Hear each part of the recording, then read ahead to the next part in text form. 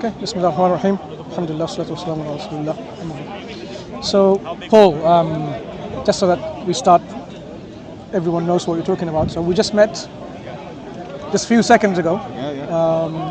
We wanted to ask some questions on issues that I don't fully know yet, but maybe around religion, of course, maybe around God and so on. So, just tell us a bit about your, what you believe first of all, and then perhaps, see whether your question then resonates from that angle. I don't really have a firm belief system. I'm just open-minded about everything, absolutely everything. If somebody come up to me, I mean, where I live, there's not many people come up to me preaching about God or anything like that. It's not that kind of place. Even talking about it, you probably get laughed at. But I've always been interested in it, and I'm on YouTube, and I'm on, so since the technology is advanced, you can learn more. You don't have to have a Bible. You can read it, or your Quran, and you can just go online and it's there. But what fascinates me is how far people are willing to take the religion. So, as far as I'm aware, Muslims pray 5 times a day. They've got certain dietary laws. They can't drink alcohol, they can't do this. Now, for me, even just the thought of doing that is just, I would fall at the first hurdle. Do you think, because the practicality of when you're born following it, or the whole idea of following a particular religion? I think just what's involved, the rules, the regulations, things like that. I mean, I try and, there's certain, I'll go through stages in my life where I'm like, right, I need to sort myself out, right? But I never get there. But to add praying 5 times a day and to not do this, I would find it incredibly hard.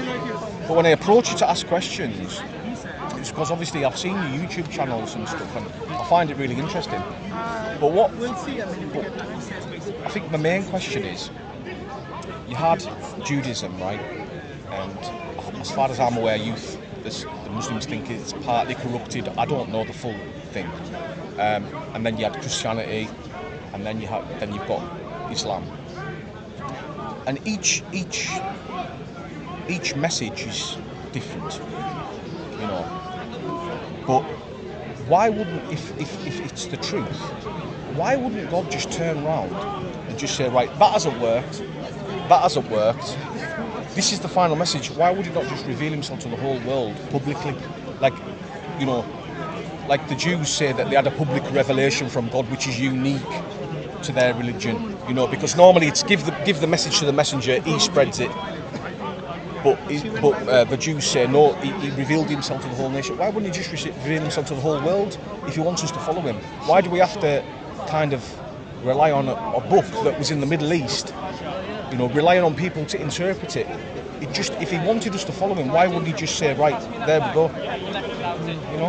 So let's try to explore this a bit more. When you say God could have... People that apply that. Now, if he is all-powerful, there would be some way that he could communicate to the whole world. How he would do it, I mean, I don't know. But surely, if he wanted to convey a message, it would be given to the whole world. Why was it only given to a small group of people? What if it wasn't like that? So if I tell you, in fact, this is what I asked you, if God wants to give to the whole world this message, how do you think this can be given? There are a few options. Either every individual, like you and I, we have direct revelation from God, or a particular group or nation, they have a representative who have this message, who then passes on that message to the people. Say that again. You would prefer, which is making sense to you, that the revelation from God, the message from God, the guidance from God should be given to all people, not just a group of people in the Middle East. Yeah. Because, what about the people in England, for example, or in Indonesia, in China, in Malaysia, far away. We're talking about from here, England. So either God gives guidance to nation states or tribes or communities, or he gives guidance individually directly. What do you think? Well, you said individual states. Why not just everybody? Yeah, everybody individually or no, collectively. Just the whole world. Just why not just reveal everything to the whole world apart from, because I'm pretty sure that when Muhammad was on his own in a cave, that he was on his own. Why just reveal it to one person on his own? Why not just reveal everything to everybody? Okay, let's address this question about everybody. You see, if God is to now appear and a voice appear in the sky, for example, and says, okay, I am God and this is what I want you to do, and everyone hears it and so on and so forth, right? There won't be any element of faith in God. People will be coerced. They will be compelled to believe in God and do exactly what God wants them to do. There will not be any chance or opportunity for freedom of choice of your own thinking at all whatsoever. Yeah, because once somebody puts a gun on your head, for example, and says, you can choose. And says, look, if you move, I'm going to shoot. And then you say, look, yeah, it's up to you if you want to move or not. Really, you're compelled already in that sense. So, if this was the way, then people would have no choice whatsoever, and the matter would have been decided. That's it. There is no ifs and buts anymore. Everyone has no choice, and that's it. You have to follow God's laws. But God has created us in this is Islamic paradigm, Islamic concept. He's created us in this world with some amount of freedom of will, free will, freedom of choice, where we can exercise our freedom of choice and verify, seek, find out and verify the message and the guidance God sends and follow that or not to follow that. That's when I'm going to make my choice. That's when I'm going to say, okay, fine, I'm not going to be that arrogant and stubborn. I would rather follow knowing that now this is the message from God. I will follow this message so that I know I will save myself from the punishment in hellfire and earn the mercy of God. Or, God will be pleased with me, merciful with me, and shower His grace for me to enter the paradise that He's created, right?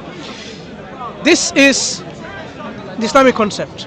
So in this way, we don't believe God just inspires people and leaves it to them to make their own life and thinking, okay, this is the revelation I have from God. Imagine I came to you now saying, what, God, Tunka Wunka, has come to me and tell you that you have to give me all your money, all your wealth, your house, your family to me, and you serve me, and I'm your master. I am the representative of God on earth. God told me directly. What would you say about this one? You'd say, come on, are you sure? How am I supposed to know? You're just like an opportunist, right? You're trying to rob me off. So people can, if individually this guidance was left to people to make their own decisions about how to live their life, how to worship God, how to connect to God, how to behave in this world, people will come up with all these different ideas and opportunistic things like this to exploit people, like many people have done. So God in His mercy, He approached in a different way. He sends, in fact, He raises human beings from us, the best from us that He chooses from our communities, and appoints them to be prophet and messengers, so that people can then get the message from them, because they will know that these people that now who's been appointed as a prophet and a messenger of God, they have seen them, known them, that these people are the most upright. Yeah, but you see, that's a good idea, but it didn't work, did it? According to Islam, it didn't work. No, it did. Because didn't the Old Testament get corrupted? No, it did. Let me explain. So, in this way, God raises human beings to be prophets and messengers, the best among them, because He's the one who taught them to be upright, taught them to be, almost perfect in the sense we're talking about perfection of character. So there would not be one who would be cheating, lying, deceiving. There would be one who would say, had I been like them. That's how they would want to be emulated or imitated in terms of their roles and their character. So God, in the past, He hasn't left any nation, or when we're talking about a tribe or communities, without sending or raising a prophet or a warner to them, telling them that yes, you're a creation, I have created you for this reason, and this is what you're supposed to do. So as Muslims, this is one thing to clear.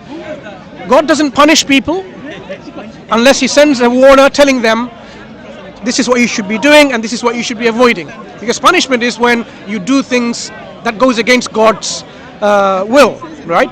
God tells you do not lie, and you lie, and then you may be liable for punishment.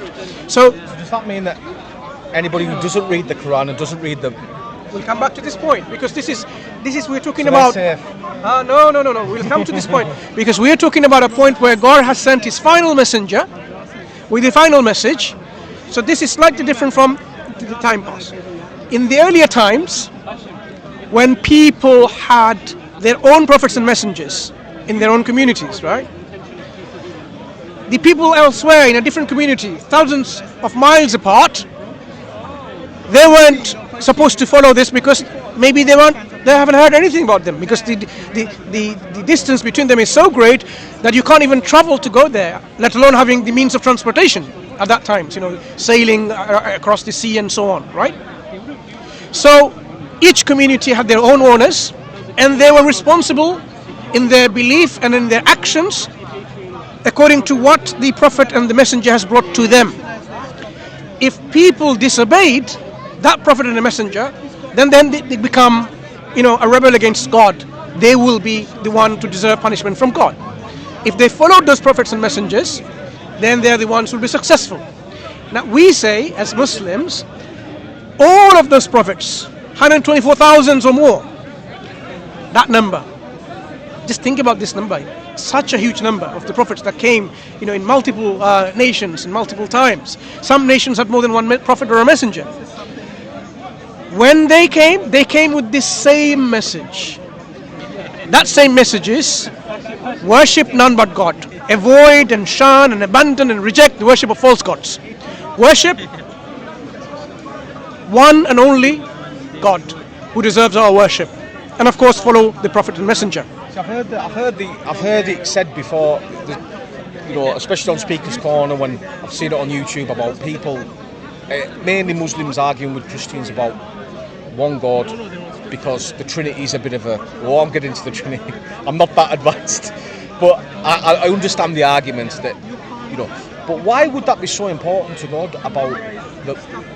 Because to me, it seems a little bit like jealousy from God. If somebody's worshipping something else, why would He get so angry to put somebody in hell just because he's... Maybe the person's got the wrong idea. Maybe the person's just, in his own thought process is thinking, no, this is really what I should be worshipping.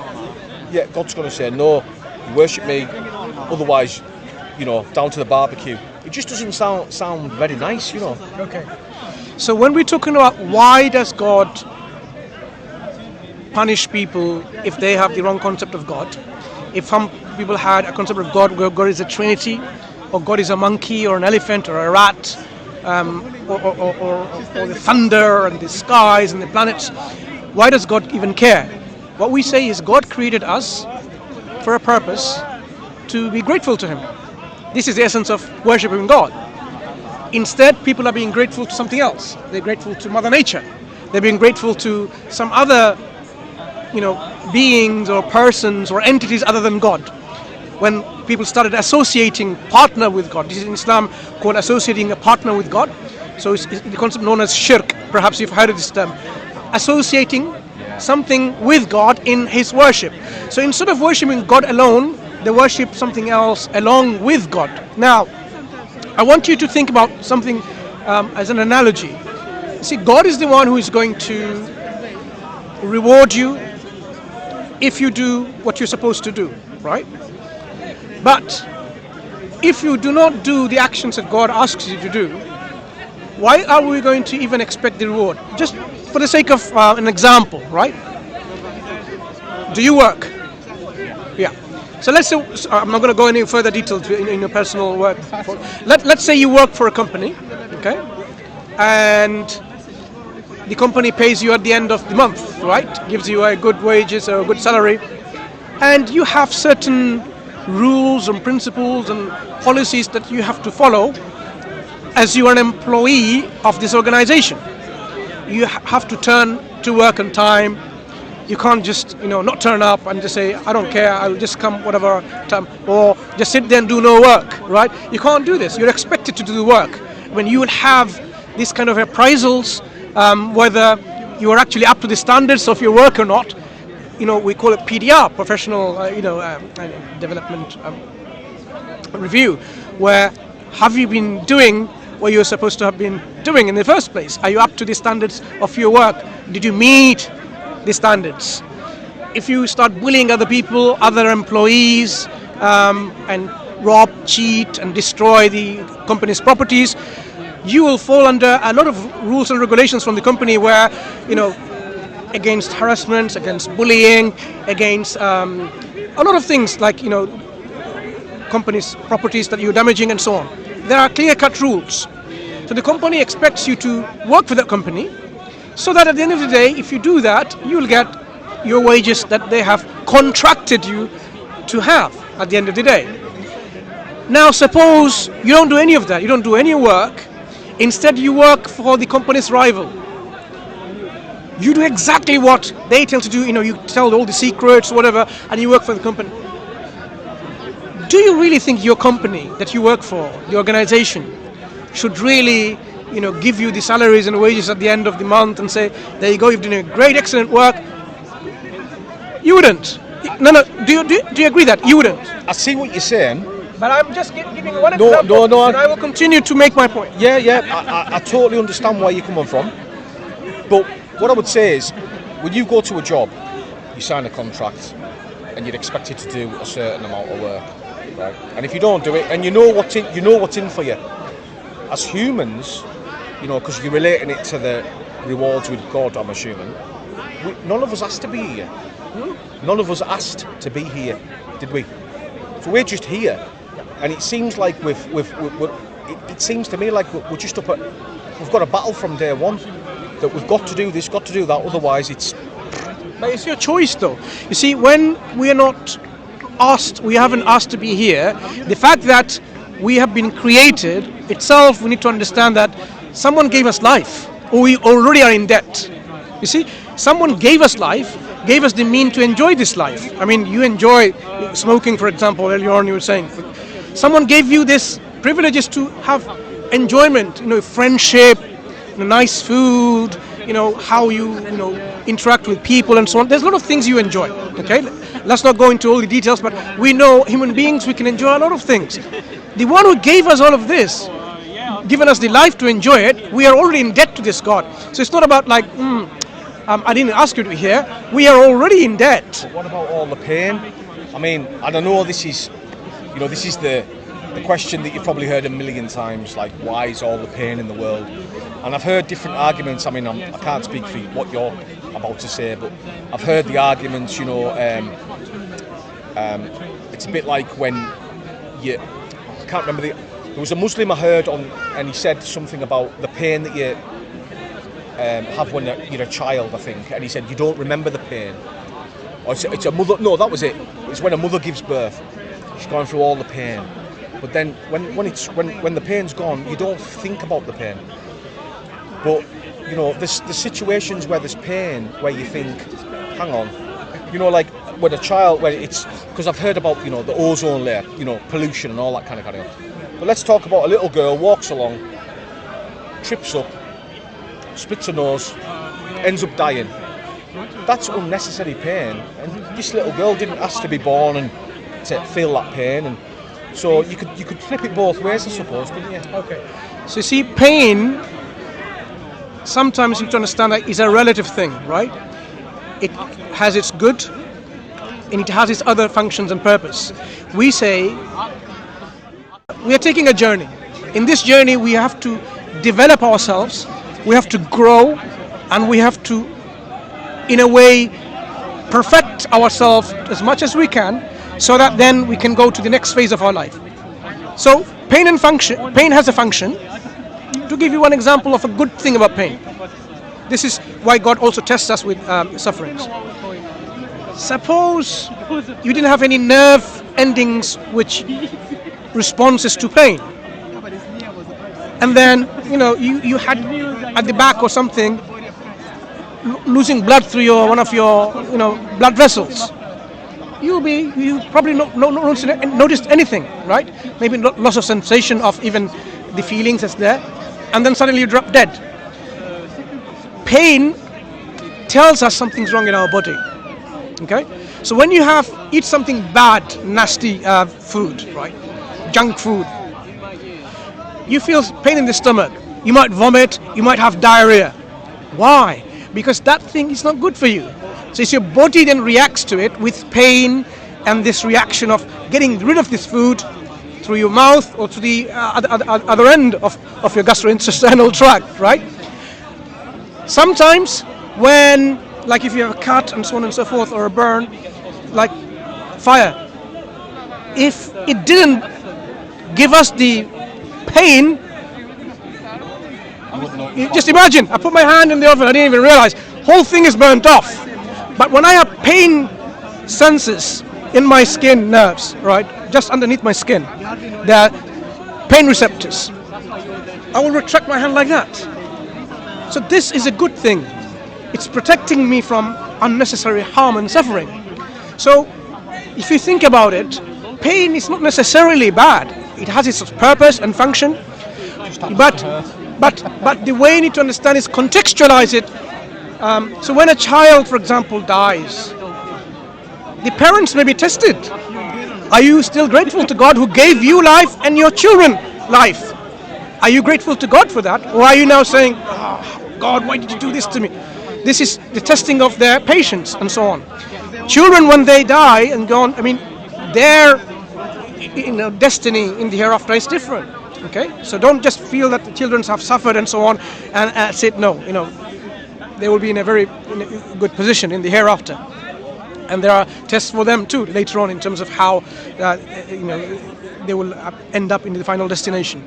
So when we think about, say, the cancers people get, earthquakes and malarias and whatnot, right? A lot of things.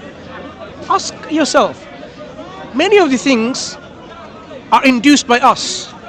We created holes in the ozone layer, very, cosmic rays which are very damaging to us. Now they can enter, passing this layer, because we have like a canopy of this world with our atmosphere, different atmospheres, where it will reflect back all these different bad cosmic rays and some, right? If we create a hole in this canopy, it will come through and then will give us a skin cancer and so on and so forth. We food junk and lots of chemicals in our food. We put them in there during manufacture of food. Even, for example, they want to make the eggshell so strong, they put some chemicals, manganese, whatever. I mean, if you think about it, we are poisoned in various ways in everything, what we eat. There is no such thing as natural food anymore. These things have an effect on our body, carcinogens. Many of the things are carcinogens. We only realize much later after suffering and say, you know what, eating these kind of things, now you realize you're exposed to these chemicals which gives you cancer. We were responsible for this. I would agree. Certain things, yeah, very good. Certain things like regions of this earth where there is earthquakes and so on.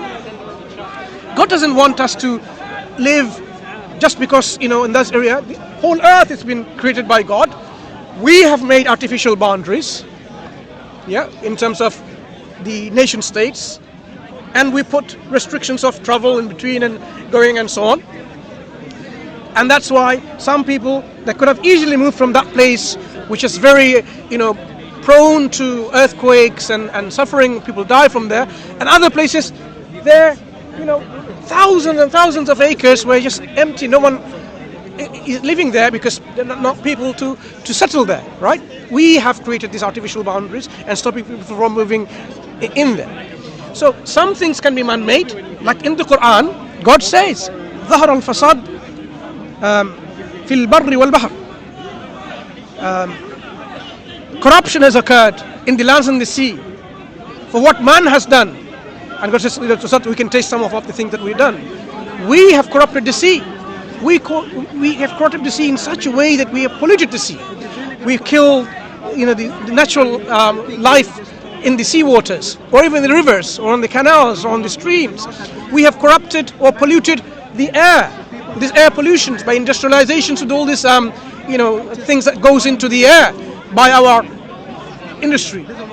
We have done all of this. So we have corrupted many things. So many things we are suffering and seeing the bad effects because what we have done. Okay. So when we talk about pain and suffering, we need to really contextualize and say, really, who are we to blame? Who are we blaming in the first place? Okay. So it is a very broad thing to understand and contextualize it. Just want to return, if you don't mind, to the question about what we say, how God created or raised prophets and messengers from different nation states. All came with the same message of the oneness of God. In Arabic we call Tawheed or monotheism, which is you worship none but God in His oneness without giving or ascribing any partners to this God. This has been the consistent message throughout. Every prophet from every nation, they brought this message to the people. Those who followed this message, they were called Muslims. Someone who submitted and surrendered their will. So they are a Muslim, and that message was called Islam, submission and surrender to God, of worshipping God alone. What happened is this: when people saw the message came to them, some of them believed, some of them didn't believe because they had their own free will, right? And these people, or some of those people, didn't want this message to propagate within the same community, some nations. And when they were powerful enough, they started corrupting their message that was given.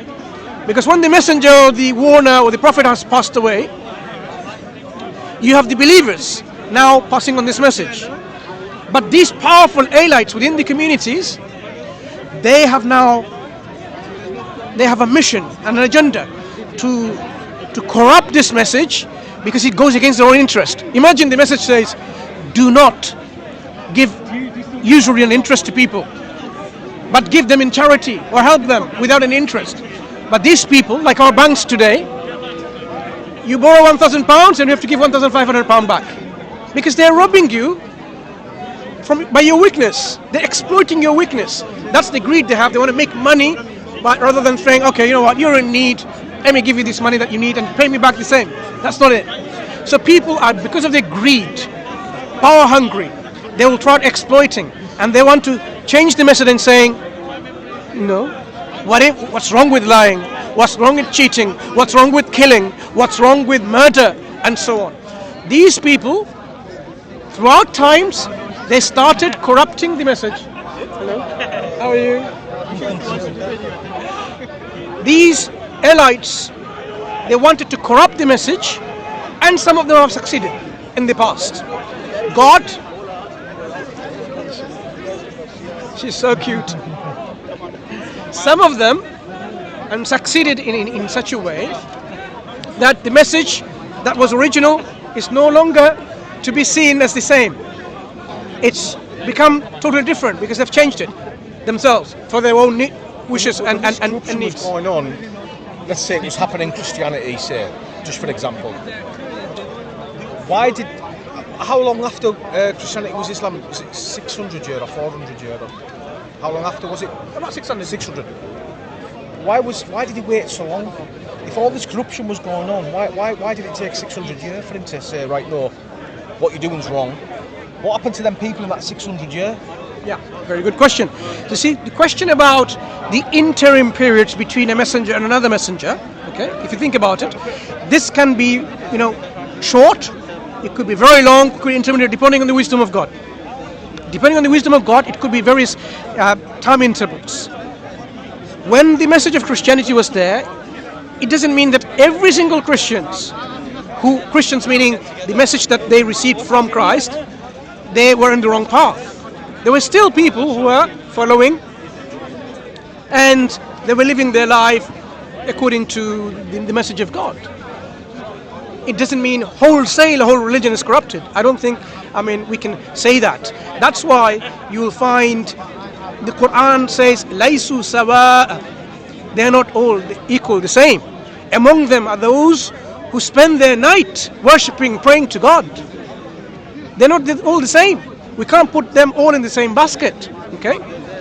But what has happened is the religion in its structure within the elites and so on, who's going to pass on so on, the people who will become the forebearers, the keepers of this religion, and say, okay, this is what Christianity is. When they say this is the version of Christianity where God is a three and so on, or Trinity and so on, that's how the message gets corrupted. Okay? Within Arabia, there were still some Jewish people who were following the laws of God, and they were waiting for a prophet to come. They were waiting because within the scripture they knew God's going to send another prophet, and they were waiting in Arabia. Just like Paul, when he converted to Christianity, he didn't go to Jerusalem straight away. When he went, he went to Arabia. Why was he going to Arabia? Because he couldn't convert the Jews. What was in Arabia? Gentiles? No, not because of that. Because in Arabia is where the prophet is to be awaited for. That's what the Jewish people are awaiting. So, your question about 600 years, what's happening with these people? If people did not have the message in clarity and clearly, they would not be accounted for, and this is the constant message of God. God punishes those people once the message has come to them. So if they did not receive the pristine, clear message, they will be judged according to their intellectual understanding of reality, whether they actually use their intellect and come to believe that God is one and to be worshipped alone or not. In the Quran, there is a chapter which tells us that in the hereafter, when the people who deserve to go to hellfire and the angels are dragging them in chains, in shackles, they were asked by the gatekeepers of to these people, didn't they come to you, prophets and messengers, warn us? You know what they will say? Yes. Well, certainly they did came. But we belied them, we rejected them, we denied them. But then they will confess. They would say, had we but listened to those prophets and messengers, or used our aql, used our intellect, we would not have ended up in this place. So there is a dual role. One is the role of obeying and following a prophet and a messenger, okay, as you have heard or seen the message from that prophet and messenger. At the same time, the role the intellect plays, that we have to use our mind, our reason, our intellect. If we didn't, then you could have believed in anything. You could believe this microphone is God, right? Some people, you'll be surprised. So this period, the people will be judged with justice. They would not, in fact, God tells us no one will be judged even to the very atom weight of injustice. God is that just. He's not even unjust, even to the atom weight of things, to his slaves, to his creations. So when we say that people in the past, like say in Judaism, what happened?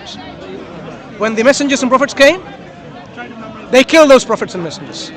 Whether it's Zechariah and a few others, God in his mercy sends up another prophet, reminding them, look, I remind you again, because this is his mercy.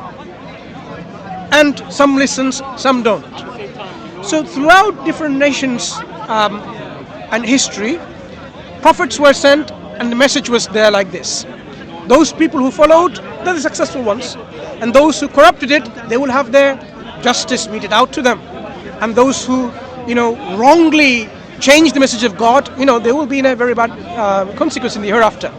So if you think about it, the message of Islam is universal. It is something that can be reached even by the intellect alone. If you didn't hear anything about Islam and you were there, say 5,000 years ago, in a remote island, you can still come to the conclusion, using your, untampered, uncorrupted intellect, that there is a creator of this cosmos, of this reality, and there is a reason of your creation, that you should be, thanking and worshipping and being grateful to this creator alone, without any, and you should maintain a good way of life, because God has also instilled within you. فَأَلْهَمَهَا فُجُورَهَا وَتَقْوَاهَا. He has inspired within you the good and the bad. You see, God has already inspired within us the bad, the evil and the good. It's not that we left us without, like, we don't know what bad is. Every single human being should know that killing is bad, murder is bad. I suppose what you say, you've just struck a point there where you said every human being should know. I think that's one of the questions, right? Say somebody is not religious, doesn't follow Christianity, Judaism, Islam, whatever. Who deserves the better reward? Somebody who doesn't kill somebody because he feels it in himself. He hasn't read the Quran, but he feels it in himself that he shouldn't kill. Or the person who reads the Quran where it says you shouldn't kill. To me, the person who feels it, Don't fight. he deserves just as much of a reward because he feels it himself. Now I know you can go back to, well, you know, people think that things are right and things are wrong, and you can argue, well, who says you're right and wrong? But we all know, like you say, you should know that it's wrong. So I think the person that feels it, he may not be religious, but he should get a reward just the same. But I can't. I would love to talk to you all day, but I've got to go because I'm going to meet my missus because she's been shopping. But I've just got one more question for you, if you don't mind. Do you believe that Jesus is the Messiah prophesied in the Jewish Bible? So we believe Jesus Christ is the Messiah the Jewish people were expecting. Jewish people were expecting the Messiah to come to save them from the political oppression and suffering that they were already suffering under for a long time. So Christ will come. Christ means the Messiah. He will come and he will deliver the people from this. And he will also come to tell them about a good news, a prophet to come after him that they should follow, and that prophet is Ahmad, or Prophet Muhammad sallallahu alaihi wasallam, who will be the final messenger. So indeed, this is part of our articles of faith, that we believe in the prophets of God, and he is a prophet of God who is the Messiah to the Jewish people. See, the reason I ask is because with us being interested in religion, there was a Jewish rabbi from the 90s. He's dead now, and I've watched a few of his lectures, and he hated Christian missionaries, hated it. He said because he actually said he'd rather have the Holocaust than Christian missionaries trying to steal the Jewish soul, you know, because to go against your own faith is the worst thing you can do. But one of the things he said, look, it's as simple as this. He said Jesus can't be the Messiah. He said because he wasn't a descendant of King David. He was a descendant through his mother's side, through Mary, but in Jewish tradition it's got to be through paternal line only. So the mother defines the religion, but tribal affiliation is through father to son. Well, he didn't have a father, did he? So how could he be the Jewish Messiah if in Jewish tradition he's got to be a descendant of David through paternal line? Yeah. So the Christians, the Jewish people who are still Jew and has not accepted Christ, they have their reasons why they do not accept Christ as the Messiah. Okay, as Muslims, we have our own criteria in terms of what constitutes a prophet and a messenger of God, how they're appointed and so on, and how the Jewish people are misled in thinking that he's not, and how the Christian community are misled in thinking that he's more than a Messiah, he's God or Son of God. I mean, but because of the shortage of time, this is a discussion we can have another time. No, but I want to just leave you with this this message that you are a very nice, open individual who's thinking about all of these things. It's not that you don't care, you do care. Paul, when you say you certainly do care. In your heart, you have a very good heart. I can clearly see that, and you are seeking and longing for the truth, and you will have it. God guides those who seek the truth. This is what God tells us. What you need to do is to come to the correct understanding of how we can come to this truth of God, and what sort of tools are we going to use. So, clean heart, clean mind. Pure heart and a pure mind means leave all preconceived biases and prejudices. Oh, how can I believe in a prophet who's from Arabia and I'm English, for example, or I'm Northish? We have to leave all that, because God appoints a prophet who he chooses to be the best for the people. He can choose someone from England or choose someone from anywhere in the world, or even from Arabia, like he has done. So we have no choice in terms of like how has God chosen it. God has his wisdom in choosing the Prophet and Messenger. We have to analyze and verify it. So when you look at the Prophet Muhammad sallallahu alaihi wasallam's life and his teachings and his character, you analyze and say, does this fit the characteristics of a prophet of God? Does his teaching resonate with the message of God that God would send about worshipping him alone, about heaven and about hell, about being good here, be good to your neighbor, good to your mother, good to your father, good to your children, and so on? Does it resonate, that the message? Look at what he has brought, the Quran. Does the Quran itself provide evidence for itself as from God? Is it something that people can just say, oh, I can bring something like it? Or does the Quran say, no, this is a book with its own evidence, it's from God, with its own messages? So when you analyze and start scrutinizing and verifying it, you will have no other choice but to say, I am satisfied, I am content that this is Islam, the true religion from God. In fact, this is what I'm seeking for. This is the messenger that I'm seeking and I'm looking for. And this is the Quran, the guidance that I'm seeking for. And this is what, when you do that, the belief will enter in your heart already. What you will then do is make that belief and you declare it with your mouth that yes, I am declaring that I am a Muslim, submitter to God alone, worshipping God alone without any partners, and following Muhammad sallallahu alaihi wasallam as the last messenger. And then you will manifest that into actions. That say, I know what is good for me because God tells me what to do. God tells me avoid those foods and have these foods. Dietary laws, remember mentioned, because it's good for us. Blood, dead meat, so on, and things that God says, these because they are bad for us. God is sparing us to experiment everything, and then we die in this era and have all these diseases and so on. He's given us, okay, this is good for you, this is bad for you. So he's given us these laws and regulations, whether it's be dietary, social laws, economics laws, political laws and regulations and so on, because he's freeing us, sparing us from this misery of trial and error like the communists did in a few decades ago. And by that process they killed thousands and millions of people, and still they failed because how many people are being communist? Yeah.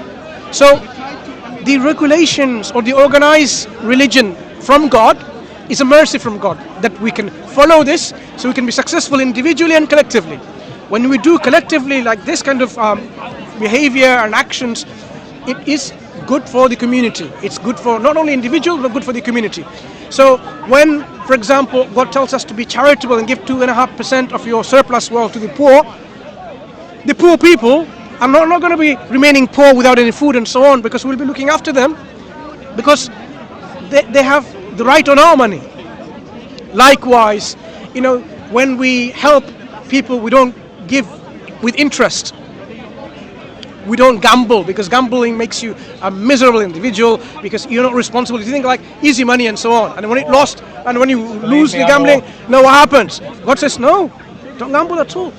Drinking alcohol, for example. Why we know I'm sure you know, the majority of the violent crimes happen because of the influence of alcohol. So God says there's some good in it, and there's bad in it, but the bad outweighs the good. Yeah. So alcohol is used in the medicinal industry for making medicines and so on. Certain times, and so, that you have to, if you can avoid it, fine. If you cannot, there's some benefit. Some people say, I'm not saying you should take that medicine. There are medicines which are avoidable without alcohol, but alcohol in the way, it may have some benefits. People can use it, whatever. God says, stay away from it. Don't even go near it. The one who drinks, the one who serves, the one who presses the wine, the one who buys, the one who sells, every individual within this chain is cursed. So that, the whole thing is supposed to be removed. And we know the evil effects. So if you think about it, my friend Paul, Islam comes up with a way of life which is beneficial for us here, and it's exactly what we need for the hereafter in our journey. Yeah, it will empower us to take that journey with a sound mind, with a way that yes, we will make sure peace and happiness and tranquility and justice established on this earth, so that we can then move on to the next phase in our life in the hereafter. We won't be unjust to the other communities like we hear all the injustices everyone because of greed. You will be just to yourself and just to the other people. And this is what Islam will give us. So take this journey of exploring Islam further, my friend Paul.